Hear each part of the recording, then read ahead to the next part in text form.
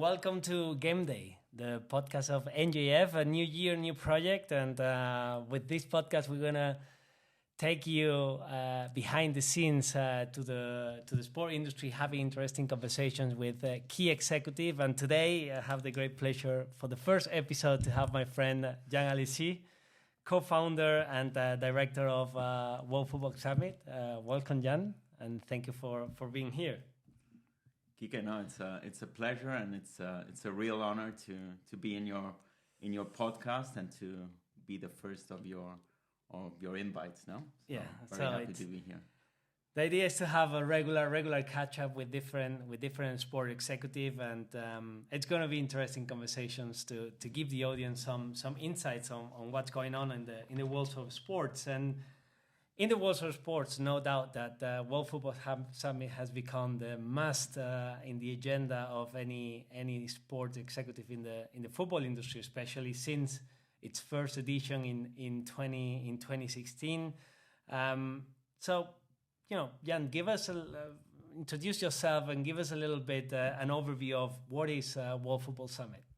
Well, World Football Summit has evolved from an annual event that took place in Madrid, whose first edition took place in 2016, to now a global platform that since 2016 has organized 19 events in three different continents and has created a community of over 100,000 people now across the globe that either work in football and sports or have a particular interest in this industry. So in a nutshell, I think that's what World Football Summit is. Yeah, it's pretty. I have the luck to see the evolution of World Football Summit since the beginning, and it's impressive to see how the event has evolved. But where everything started, where the idea came from? Well, actually, World Football Summit is not a company; it's actually a brand. It belongs to a company called Nexus Fostering Partnership, which I started in 2006. It's a company that still does a lot of work now, apart from World Football Summit, but it promoted commercial relations between Spain and different countries. No, so we also became event organizers whenever we worked with Colombia, with countries like Colombia, Mexico, Indonesia, Malaysia, Cabo Verde. Whenever delegations came to Spain from those countries, we organized them. Business seminars, business conferences. So we became event organizers, specializing in this B2B market. The problem that Nexus had was that many of these countries or these clients that we worked for weren't recurring businesses. So maybe we did an event with Colombia one year, and would never do it ever again. So actually in 2010, I participated and I promoted an event which is now called South Summit, which now in Spain has become the biggest startup and entrepreneurial event that there is. Yeah. It was basically a copy of what already existed at the time in Dublin, which is Web Summit, and basically a meeting point and an annual meeting point for everybody that worked in the startup industry. So I developed and initiated that project in 2010. I participated in its first edition, and then I moved on. But that was a little bit the seed of what is World Football Summit. So we found it in South Summit in the entrepreneurial ecosystem. So we were looking for other industries that didn't have that annual meeting point. In 2014, we did an event with Indonesia. And we had La Liga, which at the time was called La Liga de Fútbol Profesional. LFP. LFP. Remember those times. Yeah. Well, they sponsored an event on Indonesia. So we were we didn't really understand why La Liga was sponsoring that. And then we started to do some research. And we saw that the pillar or one of the main objectives of the Spanish league was to internationalize itself. So we started, studying what La Liga, what their objectives were. We also saw that La Liga was supporting other international events, like SoccerX, and we saw that in Spain, that meeting point for an industry that was really growing did not exist. So we well, we started this project. No, we had this great name. No, World Football Summit. No, and we decided to develop it because we saw that there was a real opportunity in the market. No, to bring all those stakeholders together. Mainly at the beginning Spanish, but always our intention, as you can see from the name, was it to be a very international summit, and we thought we had the right ingredients for it. No, Spain has an enormous and fantastic footballing heritage, and then Spain is also a fantastic country to do any sorts of events. No, so you put those two together, and we thought that the success would be guaranteed. No, obviously. It took quite some time, no, and it wasn't easy to pull it through, no, but here we are, no, and we're quite happy with our progress up till now. No, the progress has been, as I said, impressive. I've seen the evolution, and then really from the first event to the last one, and how everything has evolved, and how easy it is now for the speakers and the participants to get into the event, and all these details that you have been well, you've seen it all, no? You've polishing through the time. And the opportunity was incredible because, as you said, Spain it's a football superpower, worldwide football superpower, but we didn't have any industry related event, and this football has evolved from just entertainment and sports to become a real industry, I think. Yeah. And you mentioned that you had all the ingredients for success, and success. It's clearly, we can see in the results today that you've been pretty successful, but I'm sure there's been very tough times. What has been the most difficult moment in the evolution of World Football Summit? Well, I think there have been several difficult moments. There will still be many difficult moments, like with any entrepreneurial project. I think mainly the beginning of the project was very difficult. I mean, we were a small company. We had no contacts in the sports industry. And this industry is not a big industry; it's rather closed. Yeah. So we were complete outsiders, with this great idea. So very few people believed in us, and believed that we would actually pull it through. So that beginning of the project was extremely challenging. 2 months before the event, we weren't sure whether we were going to do it or not. At the end, we just took a decision, to do it, whatever it costed us. And that first edition was successful, and actually we even managed to break even in terms of costs with that first edition. And then for further events we managed to build on the success of that first edition. And with events it always has a bit of a snowball effect. The first one is always the most difficult one, and then second, third editions get easier. You get to have a reputation in the industry. You have repeat clients, repeat speakers, and you build on that success, So and how was the first call to the first speaker to say, okay, we're gonna put together this program. These are the people that ideally we want them to participate as speakers. Yeah. We're gonna build the program. How is that first? Well, we had no idea, and that is, you go meeting different people, and each person helps and puts you in contact with someone else, that helps you even more. But I actually remember that meeting very well. I went with my colleague then at Nexus, Marcos Pellegrin, who now works at La Liga, and he was actually the one who initiated the idea of a football industry project.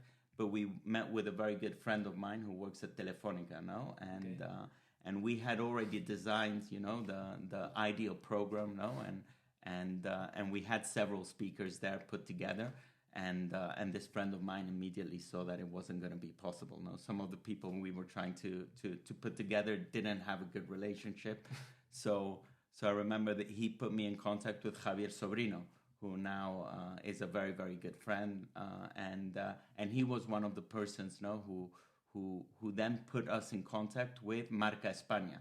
Marca España was this organization which now doesn't exist anymore, and the president of Marca España was Espinosa Los Monteros, and it was a very important Spanish institution which gave us a first institutional backing, for World Football Summit. was extremely important, and he immediately said and saw the potential of our project, because he was saying, I go to many trips with the King of Spain all over the world, no? And the first thing that breaks the ice in a conversation is football, is sports. So he was saying, the importance that sports, that football has in what is now called sports diplomacy, no? For Spain, it's extremely interesting.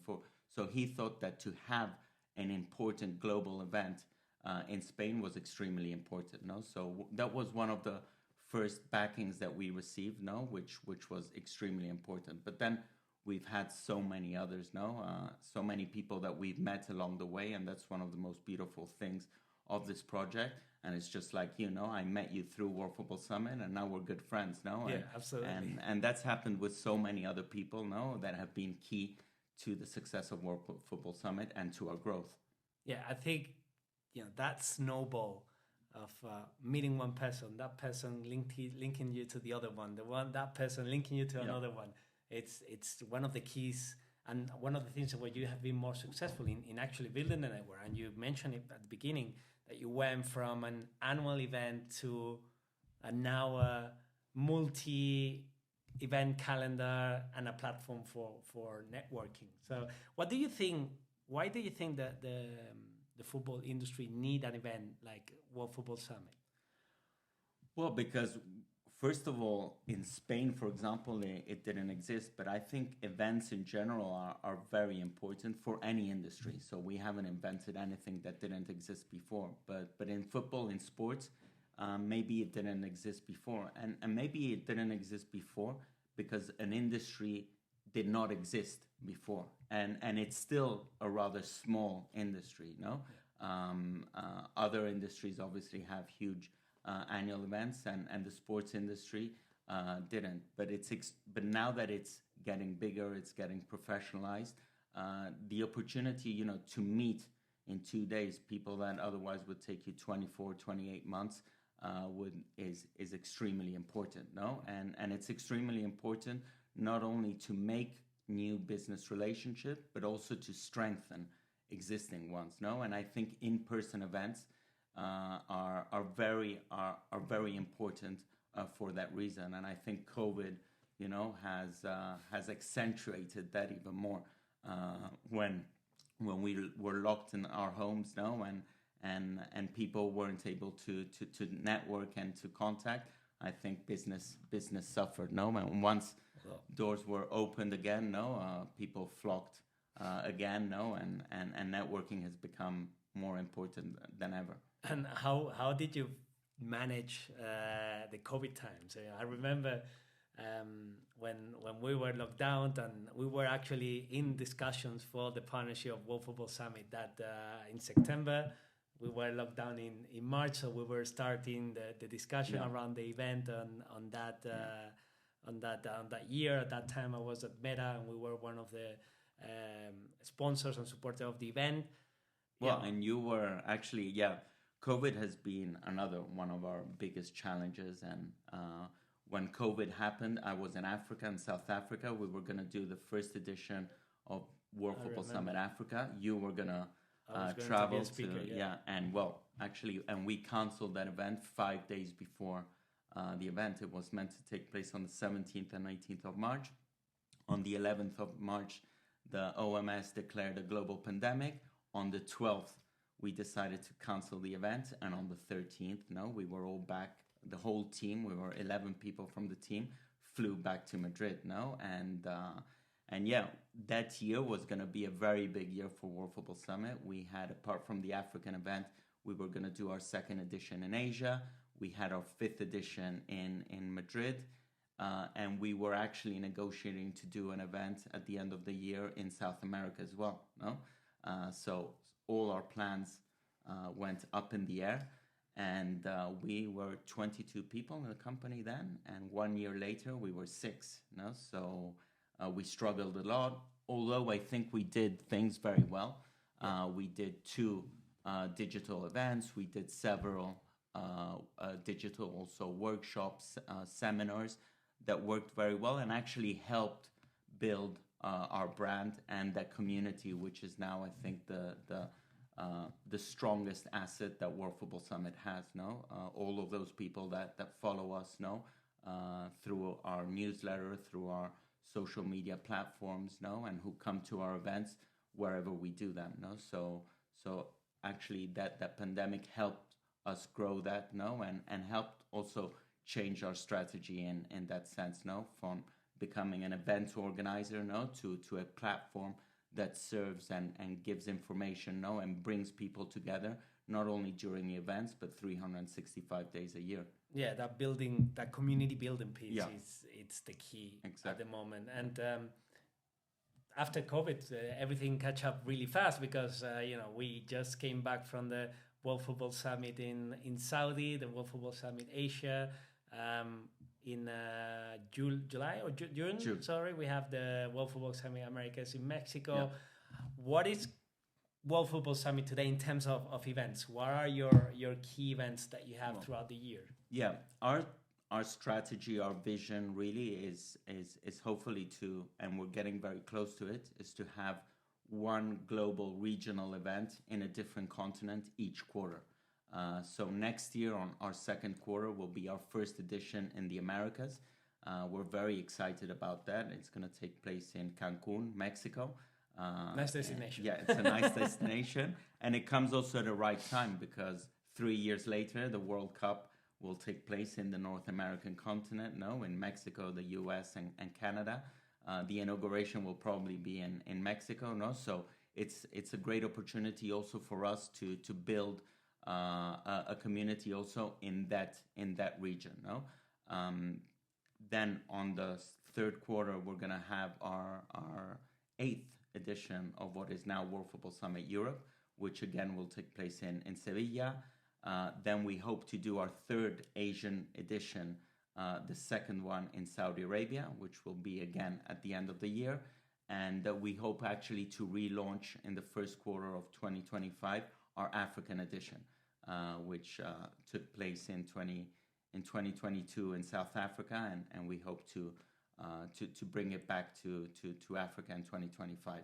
No? So that is one of our main visions, no, because also all of these events, they don't step on each other, no, but rather they allow us, to attract new attendees, new speakers, new partners to all of our events. And then apart from these global World Football Summit events, we also have some other smaller events, verticals, such as the Football Innovation Forum. Thanks to that, we normally link that event to the Champions League final. It has a different format, so it's only a half-day event. It's an invite-only event for 200 selected attendees, and it takes place the day before the Champions League final. Last year, it took place in Istanbul. The first edition we had done in 2019 in Madrid, and this year we'll be doing it for the first time in London at the Tottenham Hotspur Stadium. So yeah, we're very excited with that now. And then, apart from the events, we're content creators, no? Everything that happens at the events, all of the panels that take place, no? We showcase them on our YouTube channel, and then we have also our podcast.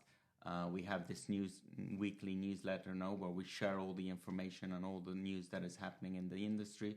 So yeah, the plans are very, very big, and yeah, we certainly don't get bored with everything that we're envisioning. Yeah, I think that the first year after the event you were like, okay, now I can relax. Now it's like after the event you need to start preparing the next quarter, the next event and the next quarter. Yeah. And then you have the weekly content that you're creating and the podcast. Absolutely. And everything. So yeah.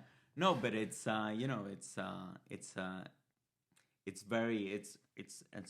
an asset that we have that we still has a lot of potential, no? Yeah.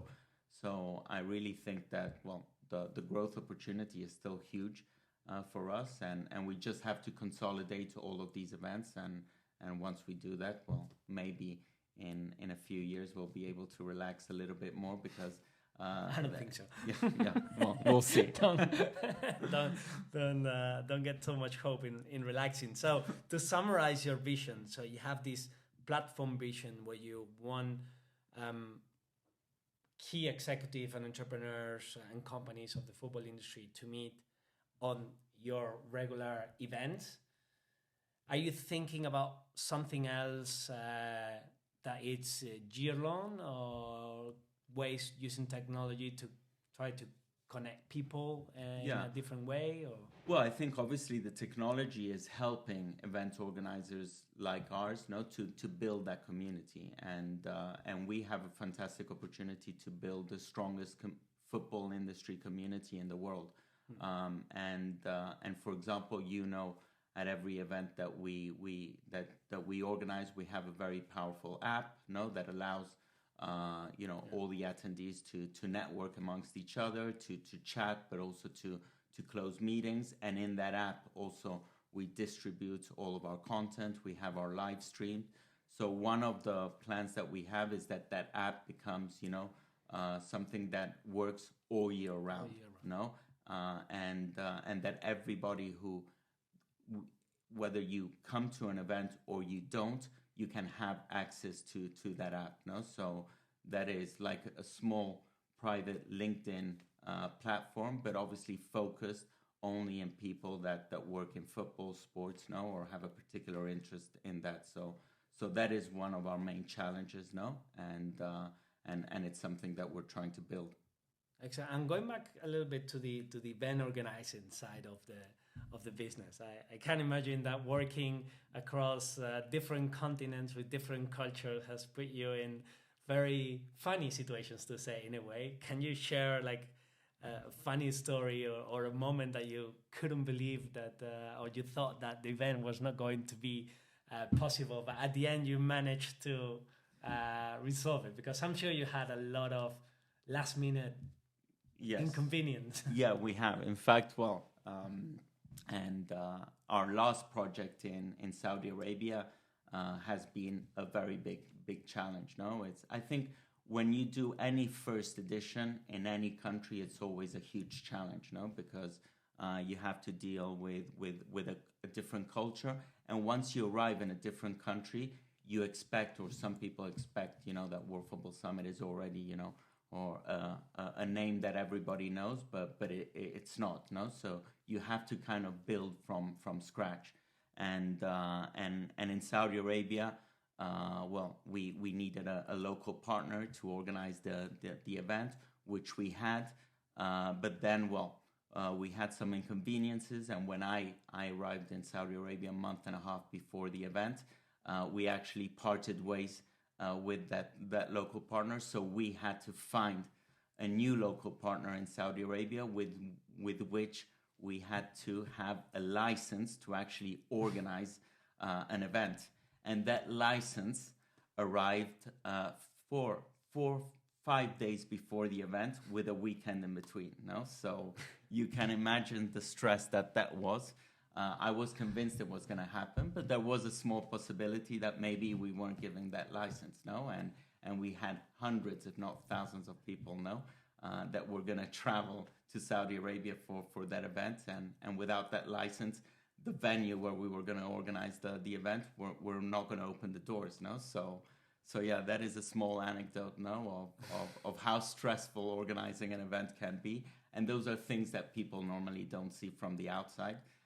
But we have those challenges all of the time. Also during the events, it's always very difficult. I always say that I'm, extinguishing little fires everywhere, and especially the beginnings of the events are always challenging, and you can't always make everybody happy. So it's impossible. It's impossible. And you can't control everything.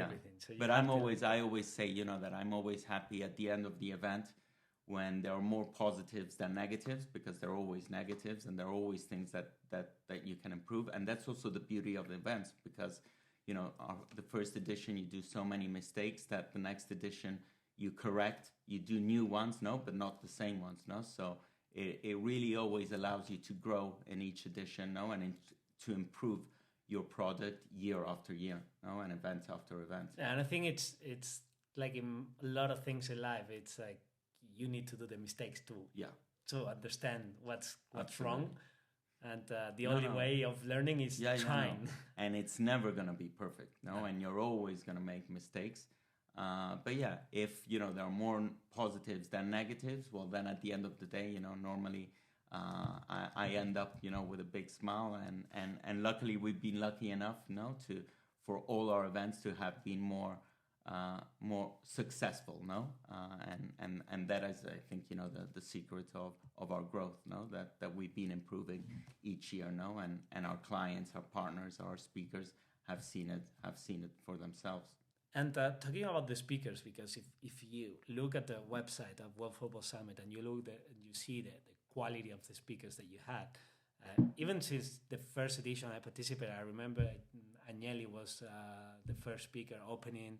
You have Javier Tebas, Miguel Angel Gil, Professor Yunus in the last edition as well, Fatma Zamora. You had so many great speakers. I'm not gonna ask you to choose the one that impressed you the most or your top 5 or something, but from all the people that you've met, who are people that have really impressed you on the way they see life, they see the industry, and have really, you have that feeling of, wow, this is an extraordinary professional and human being. Yeah. Well, actually, you mentioned it, and we've had him in our past 2 events. No, Professor Yunus was actually right now is being politically persecuted by the government in Bangladesh, and he's now being helped by people such as President Obama, Richard Branson as well, who are helping him.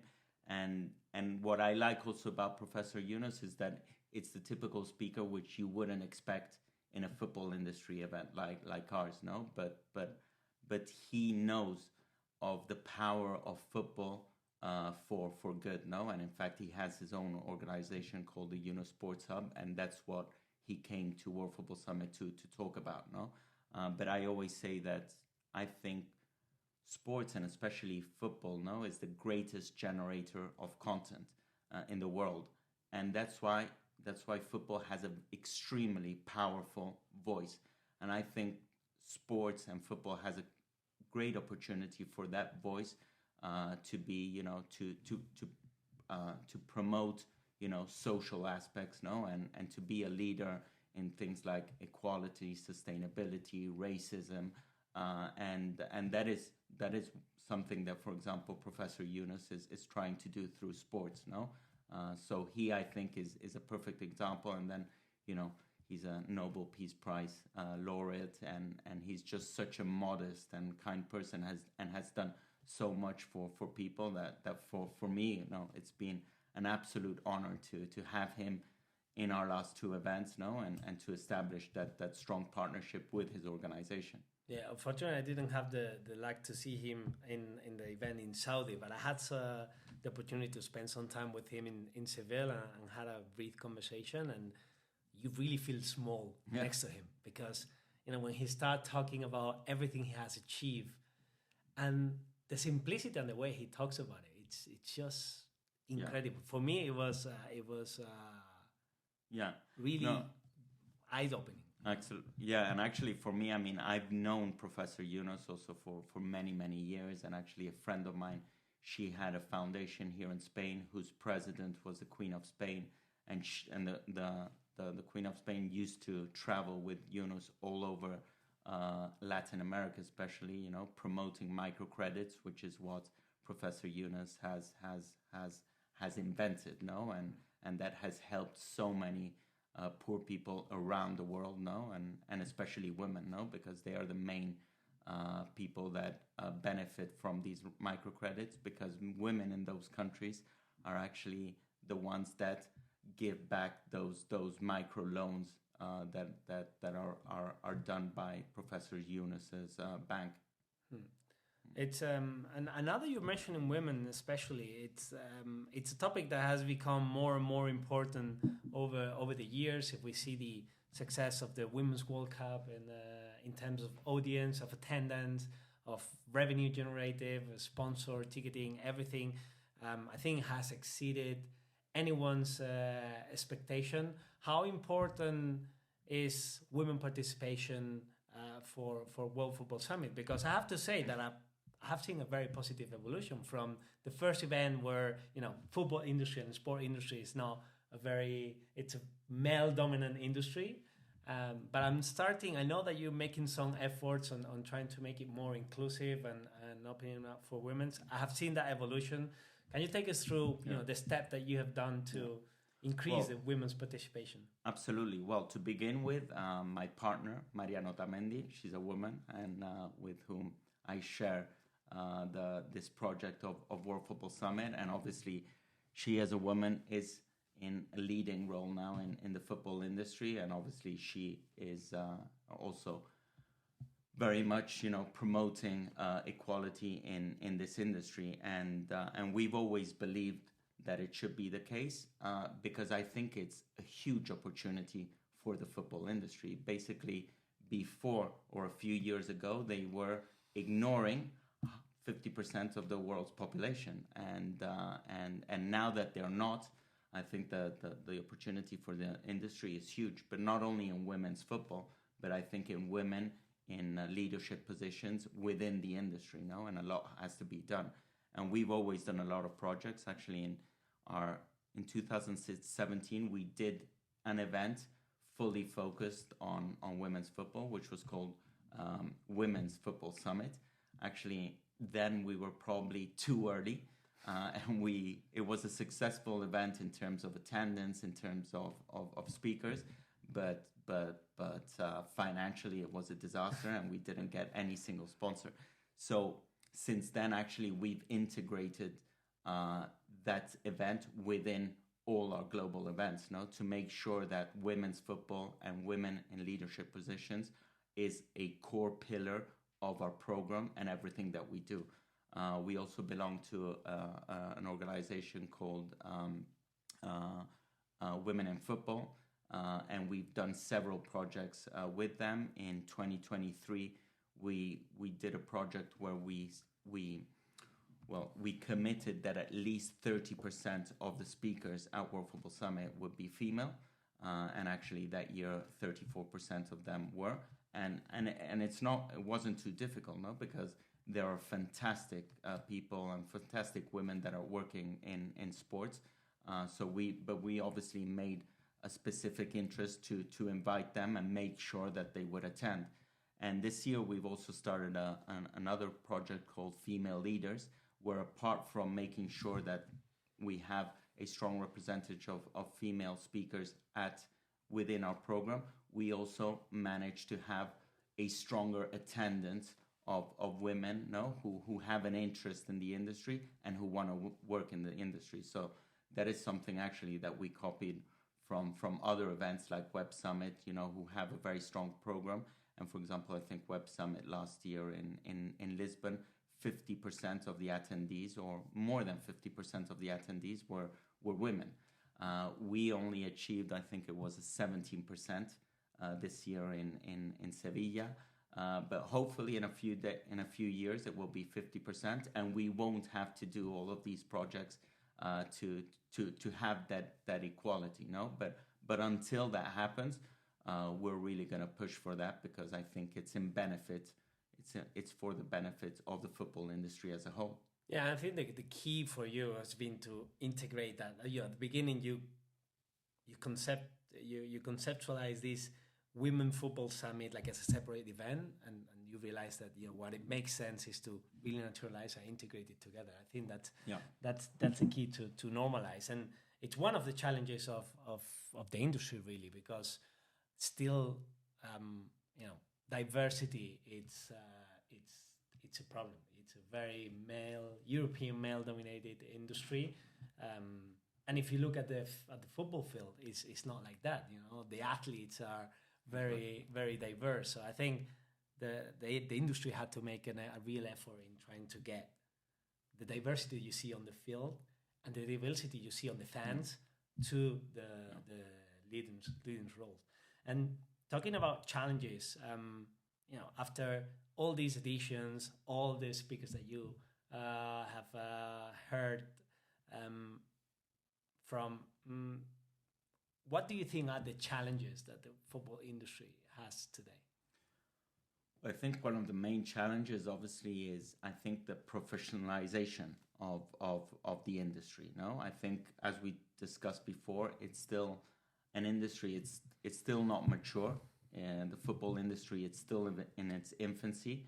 Many clubs, which is funny because football has been around for hundreds of years, and the exactly. industry it's just not. And as an industry, I think it's still small. Many clubs are still managed like family businesses, and it makes sense also because I think the revenues of clubs, you can't compare them to those of big companies. No, I always say people don't know that. No, they're always surprised. No, they think clubs are multi-million businesses. No, but they're not. No, I think Real Madrid's annual revenue is not more than 900 million euros. Yeah, I think it didn't get to 1 billion. No, and if you think the amount of companies that make 1 billion, exactly. I always say there's this.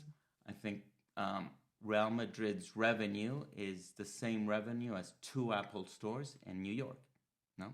Yeah. Whereas, yeah, exactly. Whereas the brand value of Real Madrid, if you compare it to a company like Apple, it's quite similar. So the real opportunity also, or the real challenge that football has, is to monetize all of those fans that they have all over the world. I was reading the other day that I think there are 3.5 billion football fans, around the world. So that really showcases, I think, the opportunity that football has. But the growth potential is big, but they still have to get there, and that's also maybe why an event like ours did not exist 10 years ago, because that industry still did not exist, but there's still a lot of room for improvement. Yeah, and it's funny because there are things in the industry that you see and different dynamics that really strike me, because you have very professional institutional investors that are looking into sport and are looking into football as an industry, as an investment opportunity. But sometimes the rigorous economic terms that they will look in an investment in a normal investment, they don't apply them 100% to football, because they have this passion thing that changes there are everything. Other parameters, but which are important, and I think and makes, I think, an investment in sports, and especially football, unique. But I think, people who invested 10 years ago in football have made a very good business, for sure. You just look at the numbers, of football clubs at the moment, and I think, and I truly believe that with that professionalization of the industry, the values of those clubs will continue to grow. Especially because we've been through a time where the main, for a football club or for a league, the main revenue generators were media rights, sponsorship, and ticketing, and all merchandise, all these commercial business. Let's call it that way. Media rights are clearly have reached their roof. We're not seeing the renewables of the media rights. We're not seeing the increases that we were seeing some years ago. Sponsorship, I think, is where there's a lot of room to grow, as media rights has reached its ceiling, I think, in sponsorship, with technology, with data, with building direct relationship with consumer, and using sports as a way to reach people. I think there's still a lot of potential, and around commercial opportunities. It's where I see also one of the key areas of growth. But I think it's normal also that media rights has reached that peak, because also the way that people, and especially young people, are consuming sports is different, so obviously, but there are more. I think technology is giving a lot more opportunities for properties to showcase and to create content for all of that audience, and I think actually, I mean, the young people that I know are extremely interested in sports and football, so there's a great opportunity to reach them, and football, I think, is second to none in that sense. No, I mean, I think it's many people say that, you know, the young generations, they don't like and they don't follow football anymore, and I couldn't disagree more. You can see, you know, the World Cup, no, in last year's World Cup in Qatar, it was a huge success, no, and then we also look at things from the perspective of ourselves, no, and the European market, but we never look also at other markets. I was also tell the example of, I don't know, a country like Morocco, no, which reached the semi-final of the World Cup. What percentage of the population in Morocco saw that semi-final against France? 99.9% probably. Probably, no? Yeah. And that is unique. I mean, no other sports and no other industry can ever, I think, achieve something like that. No, so that's a great opportunity. Yeah, no? especially in a world where everything is consumed on demand. Yeah. If you think about it, any content that you can think of and on entertainment can be consumed on demand. Yeah. Football needs to be consumed live. Yeah. Is it true that maybe younger audiences are not spending that much time in the live event, but at the same time they're consuming content 24/7? Yeah, exactly. So if you think about classic football fan 30 years ago, he could only see the content on TV and maybe had a conversation at the bar the next day. Yeah. But now it's about, you know, messaging apps and content created every day by the clubs and content created every day by the footballers and and all these touching points. And certain matches, I think, are consumed live, no, like a World Cup, like a Champions League final, no, or like, you know, certain teams playing together at a global level, which makes it absolutely unique, no, and also I remember, you know, with the final of the World Cup, looking at the data of the different, you know, tech companies, no, from Meta, WhatsApp, Twitter, well, X now, no, the numbers of the interactions that were taking place during that final blew away any numbers that had ever taken place on those platforms any other day since they were born. No, so they broke all records. No, yeah, and also if you think about other phenomena like you know, Messi going to Miami and suddenly you look at Inter Miami had like 500,000 followers, and in one day they reached 12 million people. Yeah. It's just it's incredible. Yeah. Like the power that football has to move audiences and drive that interest. Yeah. Well, I was in Saudi Arabia. It's a perfect example. No, Al Nasser, when before Ronaldo started, I think in Instagram they had, I don't know, 250,000 followers, and now they have, I think, over 25 million. Yeah, and not just that. Like, it's you know, we live in Madrid, a city arguably with one of the cities with most football tradition in the world, with clubs like Real Madrid, Atletico, and many others. And since Ronaldo moved to Al Nassr, I see every day someone with an Al Nassr shirt, which would be something unthinkable a few years ago. Yeah. Like no one here in Spain, at least here in Spain, knew about Al Nassr or the Saudi Pro League. No, now, and you'll see it in Spain, but you'll see it in India, in China, in in Africa, all over the world. No, it's incredible. Yeah, it's really everywhere. And you know, thinking about Saudi and obviously you brought World Football Summit to Asia to Saudi. There's a lot of interest in growing sports. What's your vision of all the investment that Saudi is doing in sport and in football in particular? Yeah, well, I'm a great admirer of what is being done in Saudi Arabia. I think it's a country that before was kind of closed to the world, and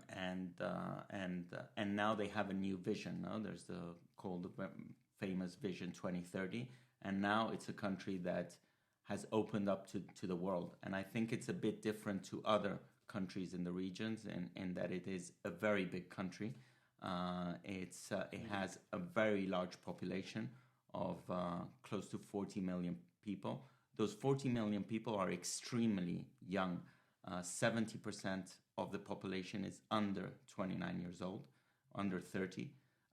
So it's a country which has embraced not only football but sports, but not only, I think, attracting the great names, but I think their strategy really is also for the local population to be a lot more active, and that's one of their strategies. And yeah, for us, for World Football Summit, it's a huge opportunity. We just did our event in December in Jeddah. It coincided also with the FIFA Club World Cup.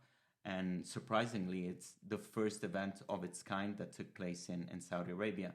And we're hoping to replicate it, each year. And I think we have the potential there for it to be the biggest event that we've ever done, no? Because the ambitions, no, of the country are so great.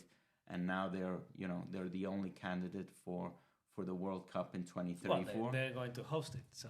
Well, officially not. Well, they're looks like. Yes, it looks like it because nobody else is a candidate, no? So the only one, but they're gonna have to make that application, but yeah, most certainly no. In 2034, there's gonna be a World Cup there. So it's a very long-term project. It's many people were comparing it to what China was doing, and I think it's completely different. Also because of the passion. Not only in the country, because in the whole region for football is absolutely huge. And the main country of the region, the real global powerhouse of the region is Saudi Arabia, and it's a country that now has woken up and is catching up with all those years where they were more closed. Yeah, I remember two things that Carlo Nora, the CEO of the Saudi Pro League, said in the World Football Summit that really opened my eyes when it came to the Saudi project in football and the comparison to China, because the moderator, I think it was Luis Vicente was moderating that panel, probably, I don't remember, but the moderator asked him, okay, what's the difference between Saudi and China? And he said two things. The first one is that Saudi Arabia is a country with a big football tradition. Mm-hmm. They participated in the last, 8 World Cups from the last 10 editions. So, and it's true. Like the Saudi national team has been very successful and always made it to the final round of the World Cup. Think that Italy didn't participate. Don't remind me, Kike, please. Didn't participate in the last 2 editions of the World Cup, but that's something that opened my eyes. Said that, okay, you have a lot of football tradition. You have 40 million people and a very young population. And the other thing that impressed me more was the focus they were putting in grassroots football. The amount of schools that they're building for football. It looks like the main goal. All the attention goes to the big names and to the millions that are spending in bringing those big players. But the real investment is happening in the country. Absolutely. And I think those are the two things that when Carlos said, it was like, open my eyes and say, yes, like they're right. Yeah. Well, it's also a small anecdote, but for the project in Saudi, I went to Saudi Arabia 1.5 months before the event to properly prepare it. And for example, this thing of that the whole population, has to be more active, has to do more sports. Apart from the fact that you see gyms now in Saudi Arabia, in every corner, but something as simple as Uber Eats.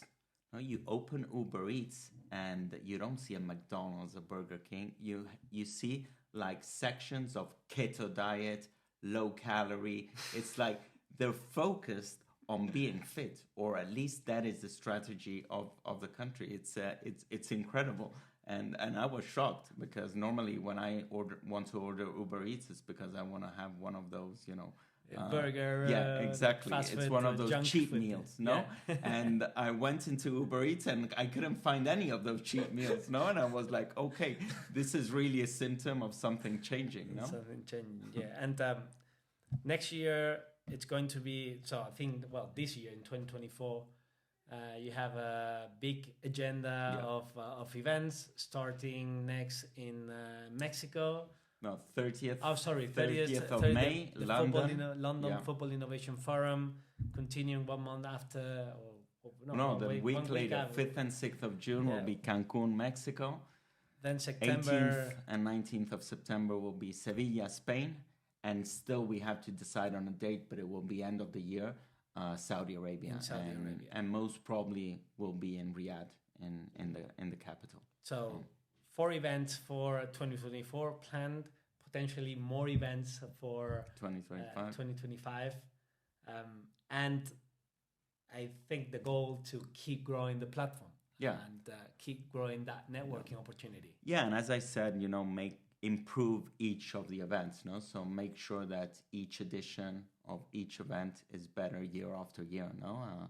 For us to have better speakers, a better program, that the quality of the attendees grows, and that our services also become better, and that networking, no, and that content that we produce at each of our events, increases in quality year after year.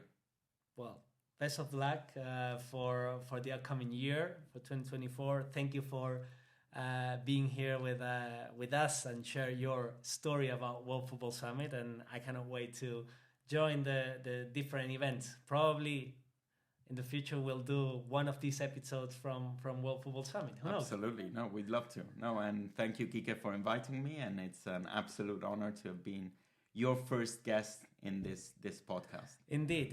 It's going to be a long journey. We're going to be creating content regularly. I think that's the biggest challenge, and you're suffering it. So thank you everyone for joining, and best of luck for everything, John. Thank you, Kike.